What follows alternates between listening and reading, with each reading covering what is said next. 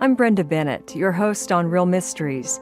This series is We Will Always Remember. It's a documentary-style program told week by week. It's been more than 12 weeks ago that we launched Episode 1 and have now heard from many different people who were directly involved or connected in some way to the 1995 Oklahoma City bombing. In Episode 11, we interviewed Kerry Watkins, the executive director of the Oklahoma City National Memorial and Museum.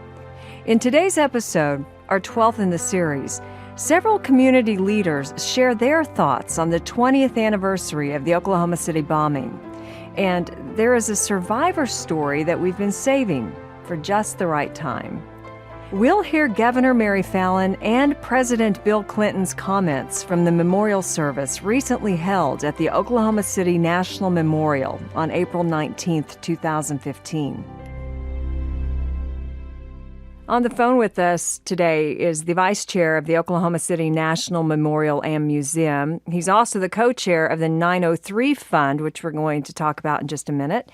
And it's Mr. Mike Turpin. Hi, Mike. How are you today? Brenda, it's good to be with you. Thanks for having me on. We will always remember. We absolutely will. It's, I don't know about you, it feels some days like it's been 20 years, and others it seems like it was just yesterday. Can you tell me a little bit about what the 903 Fund is? What people may not realize is that two things. Number one, when the Oklahoma City National Memorial Museum was first opened, the trials of Timothy McVeigh and Terry Nichols had not happened yet. So we wanted to raise money with the 903 Fund, understanding the bomb went off 20 years ago at 9:02. So the 903 Fund is symbolic of the fact we want to capture the future, if you will. We want to always mourn, and remember the 168 people that died, and always pay homage and respect to the 600 that were injured. But the lessons for the future, we thought, would be to go ahead and raise. John Rochelle and I were the co-chairs of the 903 Fund. We've raised $16 million so far to help transform the museum into a modern-day CSI episode, to the extent that we're trying to capture the imagination of the younger people that weren't even born when the bomb first went off 20 years ago. And when you go into the museum now, you'll see it's very interactive. You'll see evidence from the trials. You'll even see Timothy McVeigh's car, the Mercury Marquis that he was stopped in by Trooper Charlie Hanger on I-35 about 75 minutes after the bombing.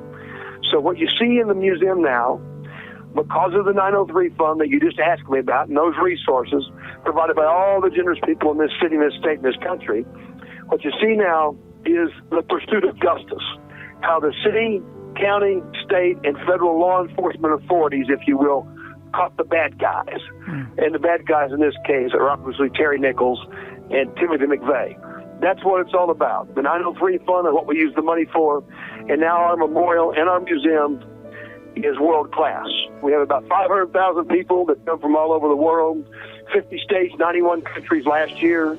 And we think it ought to be a rite of passage for American citizenship to visit our memorial and our museum. Why was it so important for you personally to be involved with the 903 Fund? As a former district attorney in Muskogee, Oklahoma, and as a former attorney general of the state of Oklahoma, I've been close to crime victims all of my life. And I dare say I started out at the Muskogee Police Department. My first job out of law school, Muskogee Police Legal Advisor. We would go to the scene of a crime, and we'd step over the body of the crime victim to read the suspect his rights. You had the right to remain silent. You had the right to an attorney. We'd never go over to a woman that had just been raped, or a man who had just been robbed, or a couple that just had their farm burglarized, and say, we want to read you your rights as a God-fearing, hard-working, law-abiding Oklahoman or American. We never did that, because when I started out at the Muskogee Police Department years ago, there were no rights for crime victims written into law. That's always been a passion of mine. So when the bomb goes off 20 years ago in Oklahoma City,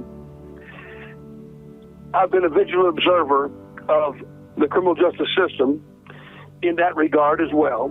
And what I've seen in Oklahoma City is love conquering hate, good triumphing over evil, and frankly, I feel like ultimately we achieved victory over victimization in Oklahoma City.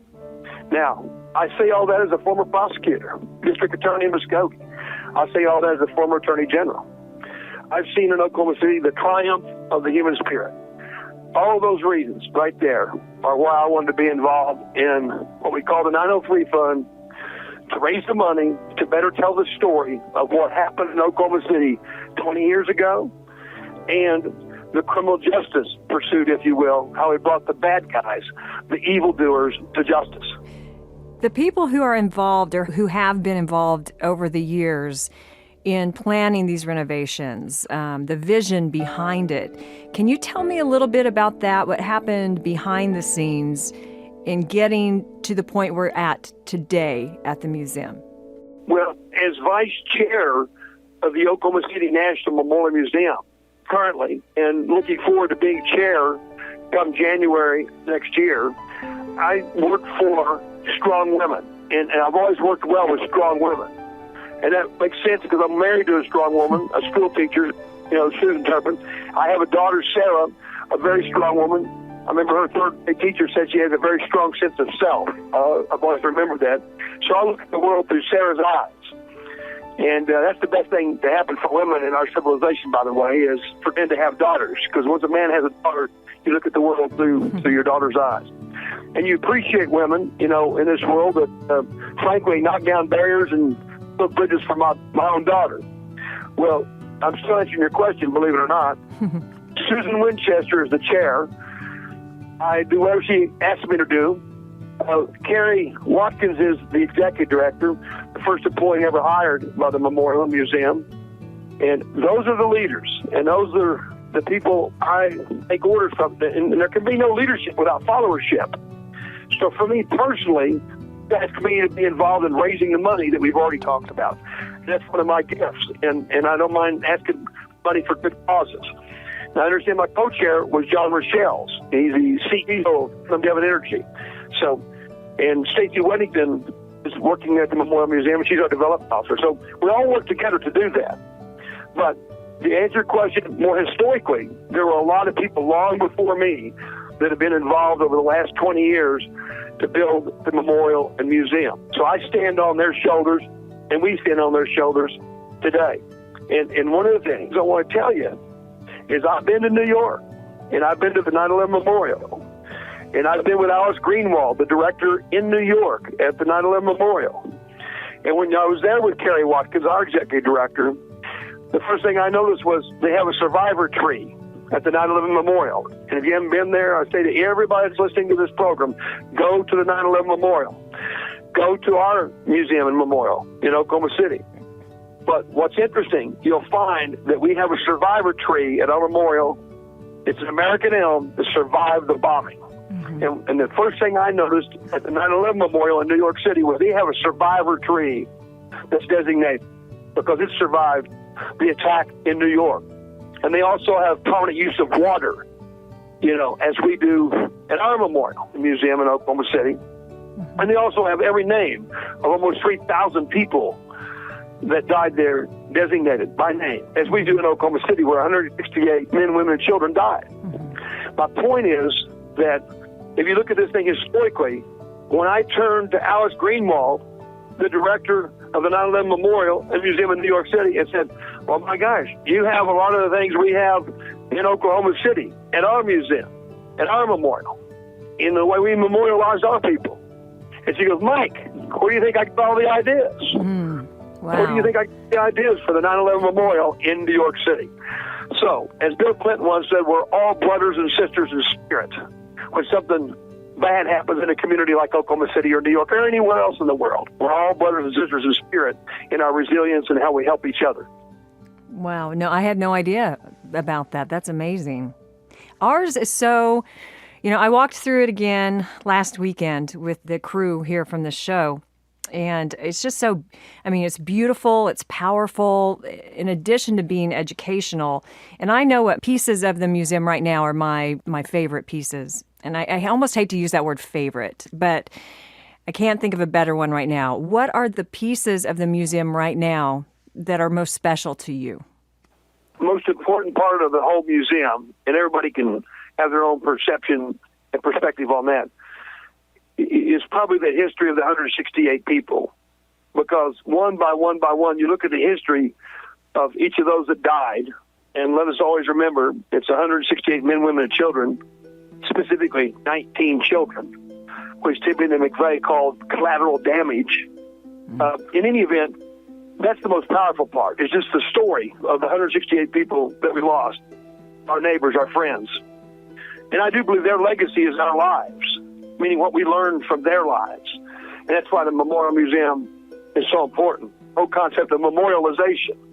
But my favorite depiction in the museum, if I can use that word, would be all the history we have of Charlie Hanger. Charlie Hanger is a Ohio patrolman 20 years ago. Today he's sheriff in Noble County, Perry, Oklahoma. But he was a trooper on the highway on I-35, 75 minutes after the bomb went off in Oklahoma City. And Timothy McVeigh was driving north on I-35, and he stopped traffic violation by Trooper Charlie Hanger.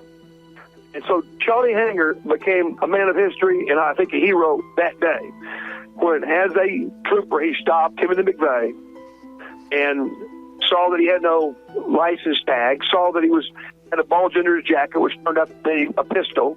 So now he's taken him in, he's arrested him because he didn't have a permit for the pistol, he has no license tag, he has him in his jail, and then we find out over the weekend, as you know, the FBI finds out that the man that's been arrested by Charlie Hanger and currently incarcerated back then 20 years ago in the Noble County Jail, Timothy McVeigh, was in fact the mass murderer in the Oklahoma City bombing. I'll forever consider Charlie Hanger Captain Courageous. Yep, I agree. I was amazed that we were able to get the car that Timothy McVeigh was driving and place it in the museum. Was that hard to do? Was that a difficult process? Two things about the car. First of all, people say, well, why would you want to put somebody's car, his car, the car that Timothy McVeigh was driving into your museum, And I like to say because it's a piece of evidence. Admittedly, it's a big piece of evidence, but it's a big part of the story. And when the trials were over, the state government, the federal government have worked with us in a very cooperative way to obtain all the evidence, all the physical evidence from the state trials and the federal trials. And they're very cooperative. We're very grateful. The Department of Justice, the FBI, the state prosecutor's office, all those that prosecuted these cases. So now we have the evidence and we put it in the museum. As I said before, when the museum first opened, these trials hadn't even happened yet. That's one thing I want to say. Somebody else might say, well, isn't it kind of somewhat, gruesome or something to put the murderer's car on exhibit? Well, I will tell you that we have within the museum, within the memorial, the Conscience Committee. That's what we call it. It's made up of a group of survivors. And we don't do anything without talking to them. Because whatever we do, we want to make sure we're respectful to the victims, the survivors of this crime, and all the families, those survivors of, for all those people that lost loved ones and the 168 friends and neighbors and citizens that we talk about. Right. So we appreciate the government giving us the car. It's a big piece of evidence. It tells the story. And we're grateful for the fact that this Conscience Committee, if you will, understood why that was an important part of telling the whole story about how we apprehended Timothy McVeigh 20 years ago by Charlie Hanger. Can you share with us your thoughts and vision of the future for the Oklahoma City National Memorial and Museum? The future, I think, is anybody, anytime, anywhere should come to see our memorial and our museum to learn the lessons that I think it teaches. And those lessons are multitudinous. But one of them is, it's not just international terrorism that we should fear. It's domestic terrorism. Timothy McVeigh, domestic terrorism. A citizen of the United States, a soldier in our own military. So terrorism is not just international, if you will, it's domestic. Another lesson you learn when you come to the Oklahoma City National Memorial Museum is there are people out there like McVeigh who say, love your country but hate your government. Now think about how dangerous that is. Love your country but hate your government. We should stop the hate speech immediately in America. And the whole idea of trying to make a point about how you feel about government by using the bullet box instead of the ballot box. That's frightening. Another lesson, I believe, is first responders. From sea to shining sea, people came from all over the United States, all over the world, in fact, to Oklahoma City 20 years ago, as they did in 9/11, probably 6 years later, roughly. But what you learn is those firefighters, those police officers, and all the other first responders are, in fact, a very special breed of people. And thank God for them. So the lessons go on of what we could teach in Oklahoma City. And I think we've done a good job of what I call memorialization. I mean, that's a word I had to learn about, memorialization. How you memorialize those that died, how you remember them forever. And I think people can come from all over the world and see how we did that in Oklahoma City, and they can learn from it when something horrible happens in their community. I'm sorry that's going to happen, something horrible in somebody else's community, but it will happen. And as President Clinton said when he was here on the 15th anniversary, all those people will be brothers and sisters in spirit with the people of Oklahoma City. And we will all learn from each other. And that's the important lessons, I think, as we go into the future of the Oklahoma City National Memorial Museum and what we can mean to the rest of the country and mean to the rest of the world. Mike Turpin, I appreciate your time today. Is there anything else that you'd like to share before we go? I'll tell you this one thought that I have. People talk about Oklahoma City right now as if there's a renaissance that has occurred here. And there has been a renaissance in Oklahoma City. And people come from all over the country now to see how Oklahoma City turned itself around. And I like to make the observation that the bookends on the Oklahoma City Renaissance are, in fact, the bombing 20 years ago.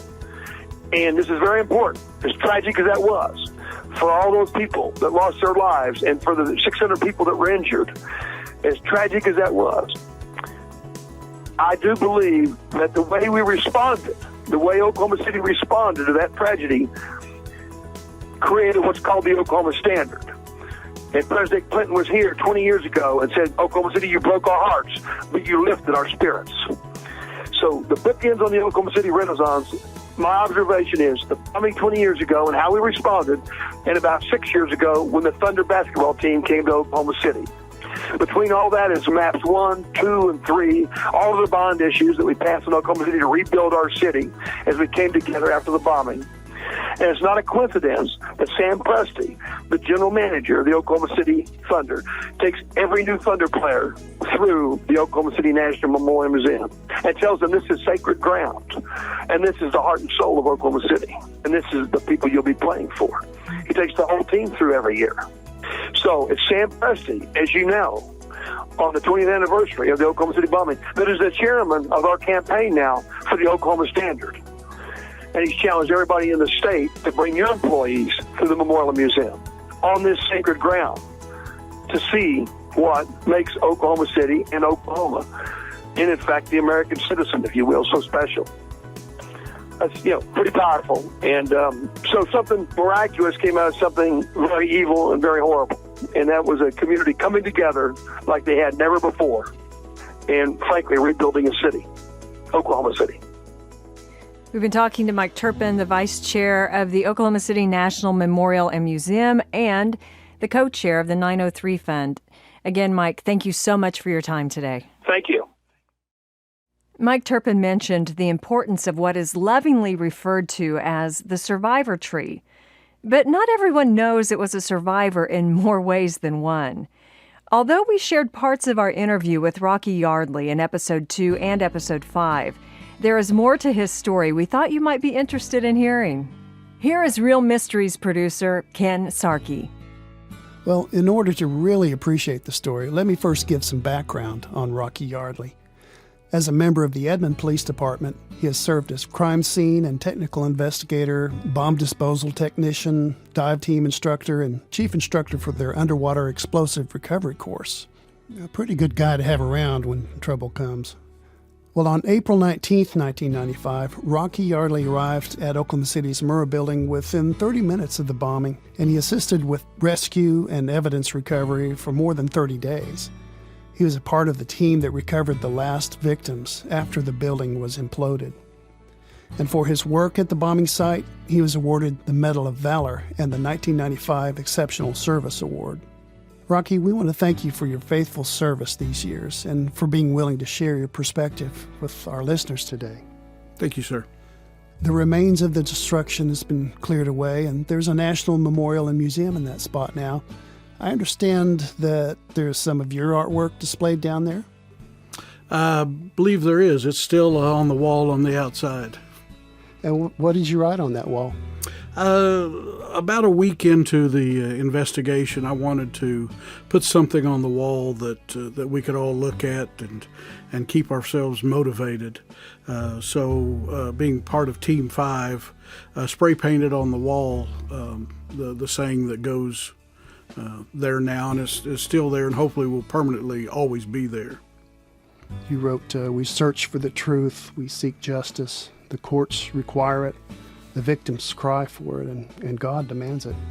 That has really meant a lot to people that have been down there. Rocky, I have to admit, I struggled emotionally as I prepared to speak with you because I respect you and what you went through, and I don't really want to take you back down there, but I know there's lessons learned and there's history to be respectfully preserved, aren't there? Yes, the memorial is an incredible site. I think they did a wonderful job, an outstanding job, developing it, putting it together, the construction. It's a humbling experience to go down there. It still tears at you when you go down there. You remember the people, the lives lost, the people's lives that were changed, our lives that were changed, the people that worked it. But it is a great site to visit. I highly recommend the people to go there, especially take their children there, so they won't forget what evil can do to our country. One of the things that I am known for is the person that almost cut down the survivor's tree. It's probably the third day into the investigation. There's numerous, by this time we're well organized, teams have been developed. I was assigned to Team 5. There's plenty of chainsaws down there too, I guess. Well, there was, and there was some metal up into the tree that, people don't realize that they see the tree now. It's absolutely beautiful and gorgeous, but if you knew the tree the day before, it was growing out of asphalt. It was an ugly tree. It was just somehow materialized out of asphalt in a parking lot. And there was some evidence up in the tree, items that I felt were evidence. So I went to our team leader and I said, "What do you want to do? How do you want to get it?" He said, "Do what you got to do." So I went to our supplier. I believe it was either in the parking garage to the north of the building or over by the post office, and got a chainsaw, and I was about an inch into the tree, and people started running toward me going, no, we're going to use it as a memorial. Well, I'm glad people have more foresight than I do, because who was thinking a memorial? I'm thinking somebody's going to jail and we need to find all the evidence. So luckily I did not destroy the tree, and it would have been a memorial stump instead of a nice beautiful tree now. So every time I go down there, and friends that come into town or acquaintances or people from the schools we teach, I always pet the tree and apologize. But the tree is fine and well, and I'm so glad people stopped me. That's a great story. Yeah. Okay, what else do we need to... I do want to ask, I know that you go and you speak to... you want to get on the mic and... Sure. Stephanie Moore. I wanted to ask, when you walked in, you mentioned to us that you go and speak to children and to classes about this event. What do you find is most important to share with them, and why? Boy, that's an insightful question and very difficult.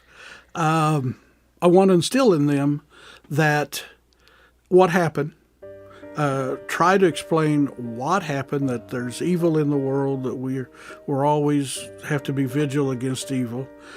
But most of all, that what came out of that, lives were lost, people were severely injured. The building still takes lives, I believe. But the respect that people have for that building, for Oklahoma City, just because of what we did emotionally, what we did for each other, camaraderie, the citizens helping so much, coming together. We didn't see that before. We didn't see that afterwards. Even the New York City tragedy, there wasn't that much support, as much support as there was in Oklahoma City. We're just a different breed here in Oklahoma, and I think the Midwest, and want people to realize that we can help each other. It doesn't just have to be in tragedies, but constantly. We need to be vigilant against evil, but we also need to be vigilant in helping each other at all times, not just during tragedies. We could never imagine something like this happening here in Oklahoma, and it's very tragic that it did happen. As you look back and look forward, what do you think some of the most valuable lessons we've learned in experiencing something like that here in Oklahoma? People need to be prepared at all times. Preparedness is the key to survival. I would have never thought this would have happened. And I was one of the crime scene investigators on our local post office massacre. I never thought that would happen. And then this happened. I wouldn't have believed that. I no longer believe that stuff won't happen. So we need to be prepared, training-wise, financially. Money needs to be set aside that we can pull out very quickly to buy the supplies that are necessary, the equipment that's necessary. And then emotionally, you need to be ready.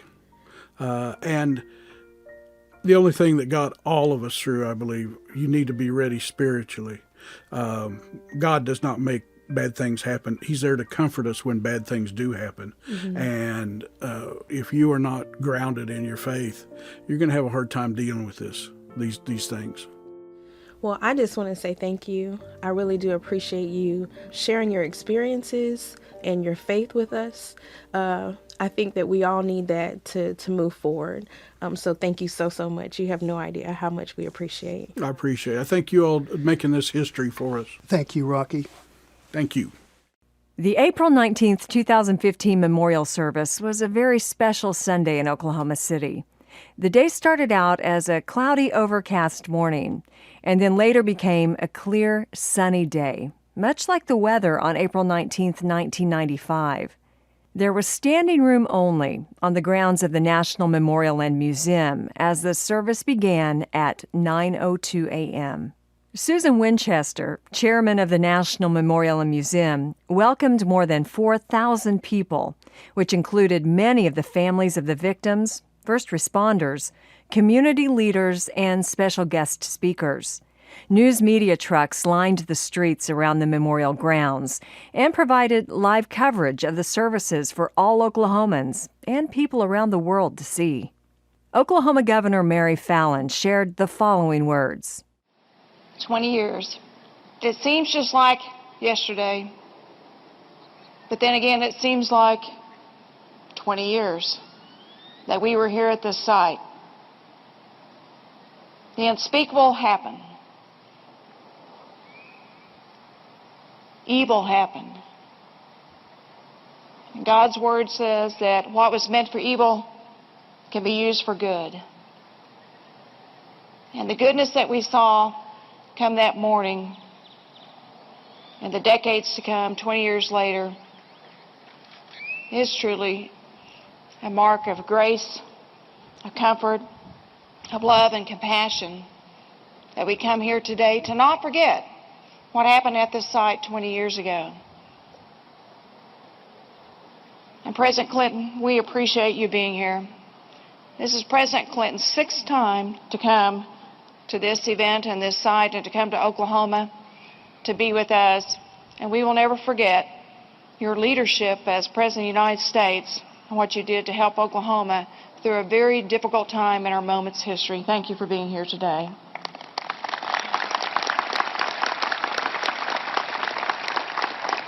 And Secretary Johnson, we appreciate all that you do. Thank you for joining us here today. And Director Comey, thank you also for joining us here, providing the federal support that we deeply needed 20 years ago. We appreciate you. I can remember very clearly Mayor Ron Norick and his leadership that he provided for days, weeks, months, years to come after the Oklahoma City bombing, and the steady hand that he brought to a time that was very dark for Oklahoma City. Mayor, we appreciate you and thank you for your leadership. We will never forget that.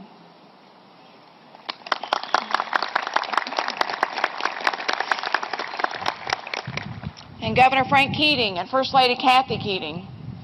Governor Keating had actually been in office 101 days. I remember that day very well on April 19th because the day before, the governor and I celebrated our 100th day in office. But can you imagine being a governor, a new governor, 101 days in office, and all of a sudden be thrust into not only the state, the national, but the international, worldwide limelight in such a time of crisis for our state, and the steady hand that he provided, along with First Lady Kathy Keating, to guide us once again through our darkest hours, to bring us hope and encouragement. And just, I was reflecting this weekend about all the different things that you must have had to make decisions about, Governor.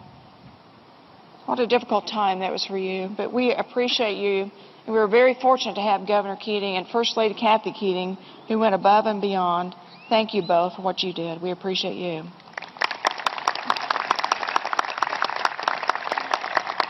And I remember April 19th very well, as was mentioned.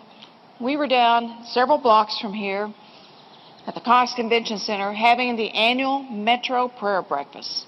And at that prayer breakfast, we had over 1,000 people who were there that day to pray for God's wisdom, guidance, forgiveness, seeking His face, to direct our steps as a state through prayer and worship, an inspirational speaker. But little did we know when that event let out at 8 o'clock that at 9:01, between 9:03, that our state would face one of its darkest hours, and how much we would need to lean deep into our faith as a state and as citizens. The tragic loss of life, those that suffered, but yet also the remarkable response that we saw from all the first responders, people who came from far and wide across our state, from across our nation, around the world, to give everything they had to give. I can still remember hearing a story on the news about a gentleman who was a construction worker that was driving down the street close by. He'd heard upon the news that there was a need for construction boots for those who were here in their rescue and search effort. And he drove up to someone that was guarding the street and took off his boots, and he says, you know, someone needs this more than I do. And he left without his boots. And Governor Keating, you told that story many times. I can still remember how our school children across Oklahoma gathered jars and collected pennies because our children wanted to be a part of this. I can still remember how First Lady Kathy Keating organized cots down at the Cox Convention Center, and food and clothing and whatever anyone needed that was a first responder that was here to comfort. I can still remember the wonderful prayer service that we had at the fairgrounds and President Clinton being here. And we look back upon those days and we look to the grace, the mercy, the servant's heart that we saw poured out across our state has to give us hope. And so today, as we come to remember what occurred here and not to forget the lost loved ones, those who survived, to thank those who helped us during one of our darkest hours, let us not forget the hope of our state, the hope of our future, and let us not forget to remind future generations of Oklahomans how important of a sight this is, that we can come here for comfort, strength, peace, hope, and serenity, and never forget, and hopefully it will never happen again in the state of Oklahoma.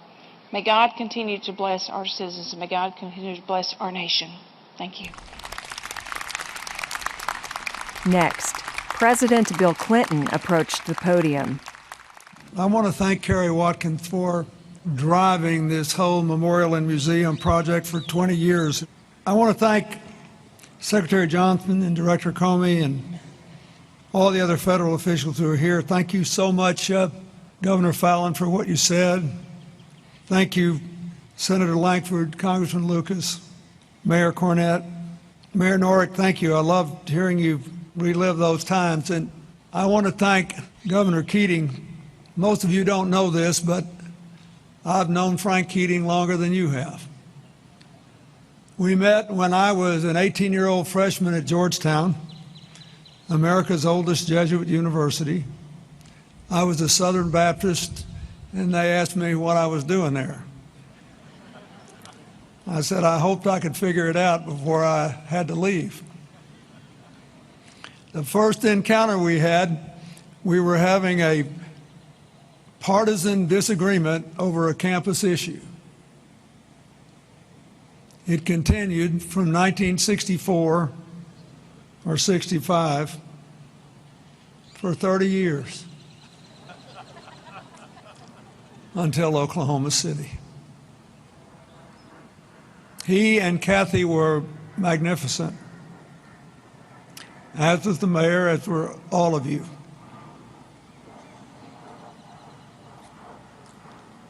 And for a whole country, you burned away all the petty squabbles in which we engaged, leaving only our basic humanity. I mostly came here to thank you today. I prepared for this day yesterday in New York by taking Hillary to see our daughter and son-in-law and my about-to-be 7-month-old grandchild. And Hillary and I bathed her and fed her and put her to bed. And I looked at her in that crib so I could remember how you felt, those of you who lost your loved ones.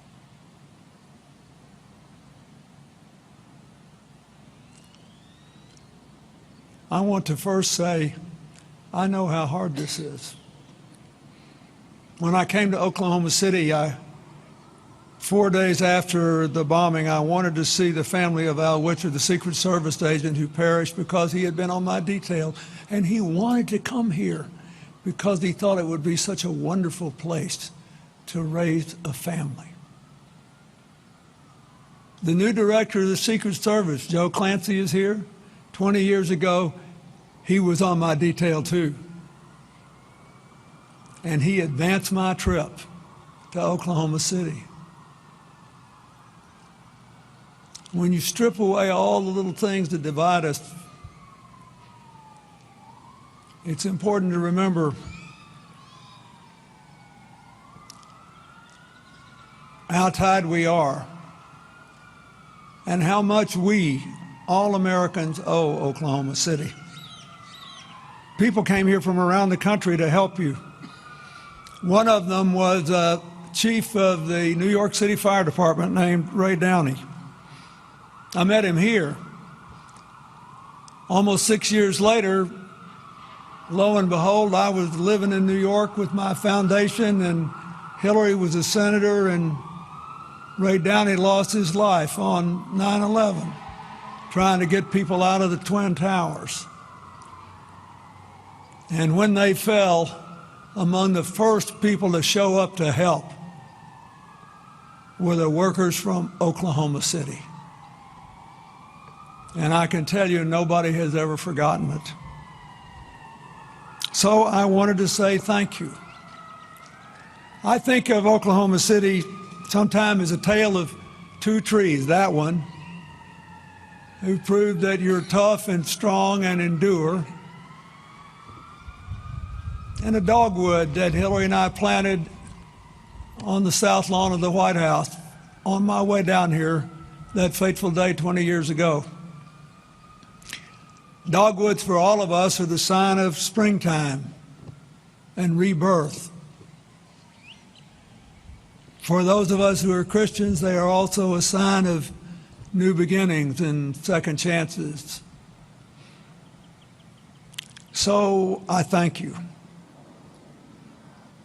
Nelson Mandela, who died a couple of years ago, was a great friend of mine for 20 years. He taught me a lot of things. from his 27 years in prison. He taught me that in the face of tragedy, evil, and loss, there are only two things that always remain, that can never be taken away: your mind and your heart. We must decide what to do with them, no matter what happens. Oklahoma City, you have chosen well. For 20 years, you have honored the memories of your loved ones. You have inspired us with the power of your renewal. You have reminded us that we should all live by the Oklahoma standard: service, honor, kindness. In doing these things, you had to choose to affirm our common humanity in the face of mad, crazy people who think the differences are all that matter, enough to dehumanize innocent bystanders they never met. You had to choose far-sighted love over blind hatred. You had to choose to redeem your terrible losses by beginning again. The whole world needs you now. There have been smaller examples of still significant number of innocents killed here in America. But in remote villages in northern Nigeria, in ancient historic cities in Iraq and Syria, and other places throughout the globe, even in Paris, France, there are still people who somehow think they can matter more and they can make a statement by killing innocents, snuffing out possibility that they can somehow bend the arc of history. They're wrong as long as people like you make the right decisions with your mind and your heart. I wish everyone could come and see this model for a new century of human interdependence. You reclaimed the river, revived the downtown, reoriented your city toward a brighter future. And yes, by doing the right things, by just living by the Oklahoma standard, you grew faster than ever before, and you grew far more prosperous. A breathtaking increase in per capita income in these 20 years. But the material gains were incidental. Every family here who lost someone would give it all up in a heartbeat to have their loved ones back. The progress came because of your values, the culture you embraced, because of what you decided to do together. You freely embraced the choices of a mind and a heart that is blessed. When I was president, I spent $3 billion of your money to sequence the human genome. It's been worth a lot to us. We've gotten a couple $100 billion in benefits out of it, and we're closing in on cures for cancer and a lot of other problems. But the most important thing we found is that every non-age-related difference we can see in this vast crowd is lodged in 0.5% of our genome.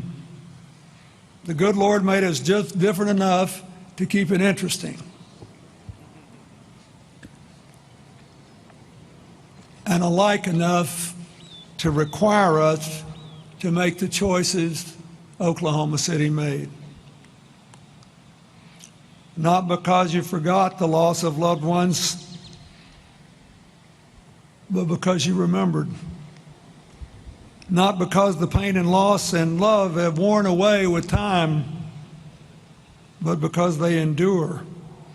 And the only way you can redeem the loved ones is to live by the standard you have branded.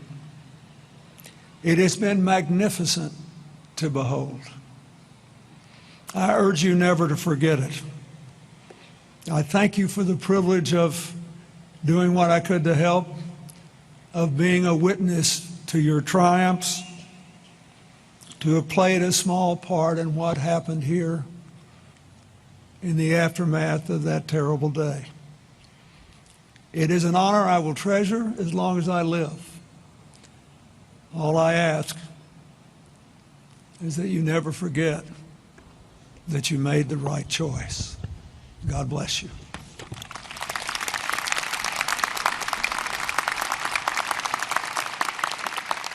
The memorial services each year are a very moving and inspirational experience as we remind ourselves that although what happened that day in April 1995 was so very tragic, the response was very epic. We showed the world how to overcome evil. We did it with bravery, heroic actions, compassion, and love. For many people, life has moved on, and reflecting back to the events of April 1995 each year is a way of honoring those people and loved ones who were injured or lost their lives. It is a way of healing and holding on to the hope that good will always conquer evil over time. For others, the story is too difficult to relive, and we respect that. On behalf of all of us at Real Mysteries and the We Will Always Remember documentary podcast team, we would like to say how inspiring and encouraging it was to interview many of those people who witnessed or were connected in some way to the 1995 Oklahoma City bombing. We realize that there are many more stories that need to be shared, and we hope to have that opportunity. We want to thank you, our listening audience. We hope that you've learned some things, as we did, that you did not know, and pray that you never, ever have to endure an event like this in your lifetime. From Oklahoma City to Jonesboro, Columbine, New York City, and Boston, our prayer is peace for all. I'm Brenda Bennett, and along with Don Swift, Rick Buchanan, Ken Sarkey, Jeremy Gossett, Stephanie Moore, and Nina Jones, we thank you for joining us on realmysteries.us. Real Mysteries is sponsored in part by Roadrunner Press and is produced in Oklahoma by Oklahomans. For more information, visit our website at realmysteries.us. And as always, we encourage you to visit the Oklahoma City National Memorial and Museum, either in person or at their website, oklahomacitynationalmemorial.org.